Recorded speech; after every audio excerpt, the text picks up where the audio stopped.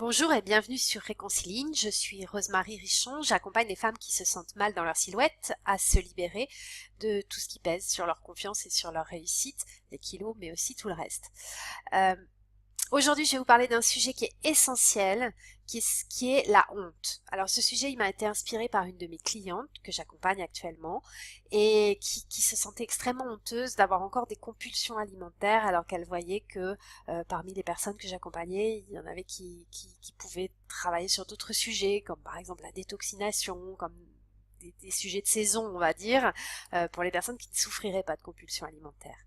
Donc cette personne qui ressentait beaucoup de honte se sentait extrêmement mal et était un peu paralysée par cette honte. Donc c'est de ce sujet-là dont j'aimerais vous parler parce que peut-être que vous êtes concernés vous aussi si vous vous sentez mal dans votre silhouette, si vous vous sentez mal dans votre comportement alimentaire. Sans doute que ce sujet va vous toucher.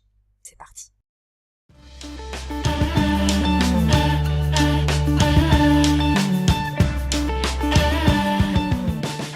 Alors pour commencer, je vais vous dire quelque chose qui sans doute ne vous aidera pas trop, mais c'est pas grave, c'est important de le dire quand même. Euh, c'est de vous dire que la honte, ça ne sert à rien. Alors, c'est un sentiment, bien sûr, que vous ressentez, donc il a le droit d'être là, mais c'est un sentiment qui vous disqualifie. Souvent, il est là parce que votre juge intérieur est très musclé, pour différentes raisons, parfois éducationnelles, parfois de votre histoire personnelle, et ce juge intérieur est très violent avec vous-même et va venir vous disqualifier quand il juge que vous faites quelque chose qui n'est pas OK du point de vue de la norme. La honte est là et cette honte, pourquoi je vous dis qu'elle ne vous sert à rien? Parce que tout simplement, elle va empêcher, elle fait partie des quelques phénomènes qui empêchent la résilience. La résilience, c'est cette capacité que vous avez à aller bien, à vous reconstruire, à rebondir, euh, après avoir vécu des choses difficiles. Quand on a des bleus, des bosses dans la vie, on en a tous, eh bien on a cette capacité de résilience, c'est-à-dire cette capacité de reconstruction. C'est quelque chose qui a été beaucoup étudié notamment par Boris Cyrulnik. Si vous n'avez pas lu ses ouvrages, je vous invite à le faire, c'est des petites merveilles. Cette résilience, c'est ce qui va vous permettre de passer à autre chose, de vous reconstruire et d'aller bien, d'aller mieux. Donc la honte, ça vous disqualifie et ça ne vous sert à rien. Donc très très clairement, ce qu'il faut, c'est passer à autre chose. Alors pour pouvoir passer à autre chose, eh bien, on va pas dire que cette honte n'existe pas, elle est là, vous la ressentez. Donc la première chose, c'est de l'accueillir. Donc dès que vous allez pouvoir vous retrouver toute seule après un moment où vous avez ressenti de la honte, eh bien accueillez cette honte, pleurez un bon coup, les hormones qui sont dans les larmes sont là pour vous faire du bien, pour relâcher les tensions. Voilà, ressentez dans votre corps ce que ça produit et laissez aller ce qui vient un court moment, ça va pas durer, on va pas rester dessus pendant 3 heures, mais vous pouvez pas mettre un couvercle dessus et dire que ça existe pas. Donc ça, c'est très important. Prenez un temps pour accueillir, pour ressentir. Alors une fois que vous aurez accueilli ce que vous ressentez, la première chose, ça va être d'être indulgente.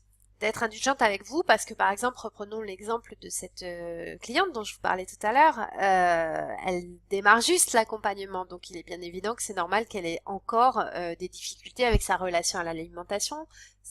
Elle est là pour ça. Donc déjà, c'est de relativiser, de se donner le temps. Quand vous avez mis en place des choses pour atteindre des objectifs nouveaux et que vous les atteignez pas encore ou que vous trébuchez, voilà, regardez le chemin parcouru, regardez ce que vous êtes en train de mettre en place et bien évidemment relativiser cette honte qui vous arrive en vous donnant le temps et les moyens de mettre en place de nouvelles choses. Donc ça va être important. Si vous avez aussi, par exemple, des rondeurs qui vous font honte, des formes qui ne vous plaisent pas, là aussi, vraiment, soyez indulgente avec vous-même. C'est vrai que la société vous impose des normes qui sont terribles et qui sont souvent pas du tout en rapport avec votre morphologie, votre histoire, parfois vos possibilités physiologiques tout simplement. Donc il y a des choses qu'il faut vraiment mettre en perspective et relativiser ces choses-là, ça va vous aider tranquillement à sortir de cette sensation de honte. ce sentiment de honte.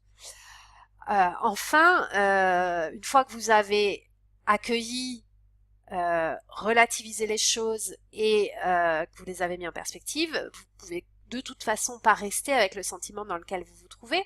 Donc vous avez plus que deux options, soit être complètement dans l'acceptation de ce qui aujourd'hui vous fait honte, donc ça va être une première voie de réflexion, soit de mettre en place des choses pour que cette honte ne se reproduise pas, tout simplement. Et pour mettre en place des choses en termes de relation au corps,